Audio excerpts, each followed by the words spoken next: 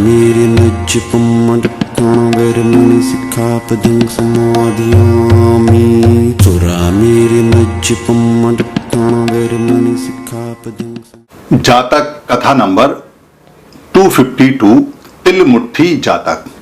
तिल मुट्ठी जातक मतलब तिल जो होते हैं खाने के सफेद रंग के, आपने देखा होगा काले रंग के सफेद रंग के तिल और तिल का तेल। और तिल मुट्ठी का मतलब है मुट्ठी भर तिल या एक मुट्ठी भर के जो तिल है उसकी ये कहानी उससे उत्पन्न हुई है, उससे इसकी जाति बनी है, उससे इसकी जात बनी है, उससे ये जातक बनी है। जो वाराणसी है, जो बनारस है, जो जहां भगवान बुद्ध ने पहला धम्म का उपदेश दिया, सारनाथ, वहां के एक राजा ने अपने बेटे को तक्षशिला के अंदर पढ़ने के लिए भेजा। साथ में कुछ पैसा भी दिया ताकि तक्षशिला की जो जरूरत है, खर्चा है, वो चल सके।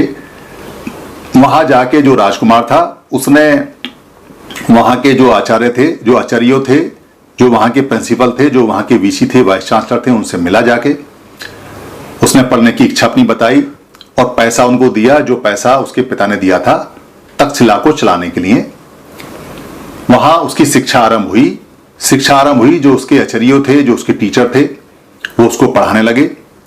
राजकुमार चूंकि तरुण था और राजकुमार ऐशो आराम में पला हुआ था, इसलिए उसको लगता था कि जैसे उसके वहां सारे नौकर चाकर हैं और सब उसकी आज्ञा मानते हैं, वैसे ही तक्षशिला में भी सब उसकी आज्ञा मानेंगे, यहां कौन उसको मना करेगा। मन में उसके यही बात थी कि वो राजा का बेटा है, राजकुमार है, मन जैसा बन जाए वैसा रहता है, बदलने में टाइम लगता है, समय लगता है। कुछ समझदार चतुर लोग जैसा देश वैसा भेष हो जाते हैं, कुछ नहीं हो पाते, राजकुमार नहीं हो पाया। तो एक बूढ़ी औरत वहां पर तिलों को कूट कूट कर, जो काला काला छिलका है उसको उतार कर सफेद तिल वहां बना के बेचा करती थी। जो वो राजकुमार था उसने तिल देखे और मुट्ठी भर उठाए और मुंह में फांके, आधे बिखेरे और चला गया। बुढ़िया ने देखा और बच्चे की बात को ये समझ गया कि ये बच्चा है, कोई बात नहीं, उसने आया गया कर दिया। अगले दिन फिर उसने मुट्ठी भर तिल उठाए, फिर फांके, फिर फेंके। 3-4 बार जब ये बात हो गई तो उस बुढ़िया ने, जो आचार्य थे, जो टीचर थे, जो प्रोफेसर थे, जो वहां पढ़ा रहे थे, अध्यापक थे, उनसे कहा कि ये जो लड़का है ये कई बार मेरे साथ ऐसा कर चुका है, इसने मेरा बड़ा नुकसान किया है। तो जो आचार्य थे उन्होंने कहा कि मैं आपका नुकसान दिला दूंगा। बुढ़िया ने कहा कि नुकसान तो मुझे क्या चाहिए, हाँ बच्चे को ऐसा सबक दे दीजिए कि ये आगे किसी के साथ ऐसा ना करे, बस इतना ही काफी है। तो जो आचार्य थे उन्होंने उस बच्चे को बुलाया, राजकुमार को बुलाया, डांटा, धमकाया और उसको छड़ी से उसके हाथ पे कुछ छड़ियां भी मार दी।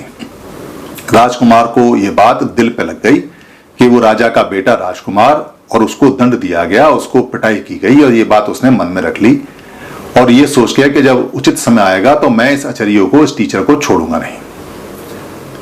और ऐसे करके वो अपनी बात को मन में रख के शिक्षा को पूरी करता रहा। और जब वो शिक्षा उसकी पूरी हो गई, जब वो सीख गया, शिक्षा हो गया, तो उसने अपने आचार्यों से ये प्रॉमिस लिया कि आप मेरे बुलाने पे जो बनारस है वहां जरूर आएंगे और आके मेरा आतिथ्य स्वीकार करेंगे, मेरे यहाँ गेस्ट रहेंगे।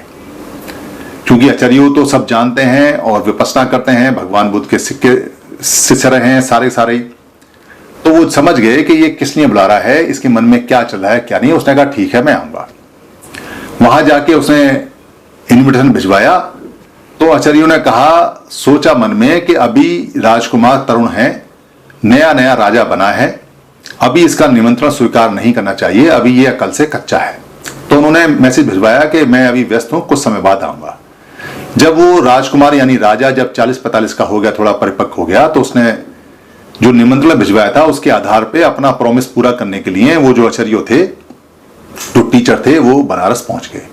वहां जाके उन्होंने मैसेज कराया कि मैं तक्षशिला से आया हूं, तक्षशिला का टीचर हूं और ऐसे ऐसे राजा ने मुझको इन्वाइट किया है। वहां खबर पहुंची, वो जो राजा यानी जो राजकुमार राजा हो गया, जो स्टूडेंट था वो बड़ा खुश हुआ कि अब मैं इससे बदला लूंगा, अब मैं इसको ठोकूंगा, इसने मुझे बहुत पीटा। और वो बुलाता है वहां पे, उनकी सेवा करता है थोड़ी बहुत, उसके बाद कहता है कि आपने मुझे पीटा और मैं अब आपका उसका बदला लूंगा और आपको ये दंड यानी मृत्यु दंड दिया जाता है। तो उस जो आचार्य है उसने ये कहा कि आप मुझे मृत्यु दंड दे देना, वो तो कोई बात नहीं है, मगर आप ये देखिए कि क्या मेरे मारने से, मेरे सजा देने से आपको लाभ हुआ या नुकसान हुआ? तो उसने कहा कैसे? अगर मैं आपको चोरी से उस समय ना रोकता तो अभी तक आप क्या कर रहे होते? तो उसने सोचा कि पहले दिन 1 मुट्ठी चुराई, फिर 2 मुट्ठी चुराई, फिर 4 मुट्ठी, फिर औरों का चुराता, फिर बड़ा चोर बन जाता, फिर डकैत बन जाता, फिर पूरे देश को बेचता। तो उसने कहा ये तो आपने बड़ा अच्छा किया कि मुझे रोका, और इससे तो मेरा देश बच गया, इससे तो मेरा राज्य बच गया, वरना तो मैं पापी हो जाता, चोर हो जाता अगर आप मुझे दंड ना देते। तो तब ये गाथा कही गई जिसका अर्थ मैं आपको बताता हूं। क्या ये गाथा है जातक की, क्या उत्पन्न हुई, सुनिए। अर्यो अनर्यं कुब्बंतं यो दंडेन निषेधति शासनं तंग ने तंग वेरंग इति नंग पंडिता विदुति।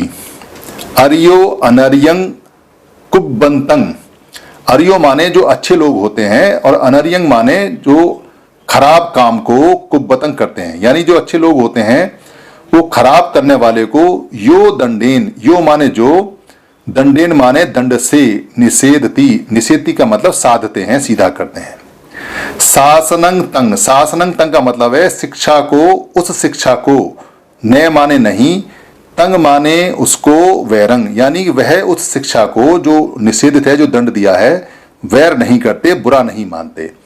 इति नंग पंडिता विदुति, ऐसा उन पंडितों ने बताया है या कहते हैं, यानी जो जानकार हैं वो ऐसा कहते हैं। क्या कहते हैं जानकार? जानकार ये कहते हैं कि अगर किसी को दंड से, कोई बुरा काम करते हुए कोई अच्छा व्यक्ति रोकता है, ठीक करता है, तो ऐसे दंड को अच्छा दंड कहते हैं, इससे वैर नहीं करते। जानकार लोग, ज्ञानी लोग कहते हैं कि इससे आपको नुकसान नहीं है। क्या मतलब हुआ इसका? मतलब ये हुआ कि आपके फायदे के लिए अगर आपको कोई कठोरता से कुछ कह रहा है, या आपको समझाने के लिए, आपके नुकसान को बचाने के लिए आपको कठोरता से या आपको कोई रोक रहा है, तो इसमें वैर नहीं रखना चाहिए, बुराई नहीं रखनी चाहिए, क्योंकि ये लाभ के लिए क्या है, जानकार लोग ऐसा कहते हैं। बच्चा अगर दीवार से मिट्टी निकाल कर खा रहा है तो माँ उसके 2 थप्पड़ लगाती है, तो माँ से बच्चा वैर नहीं करता।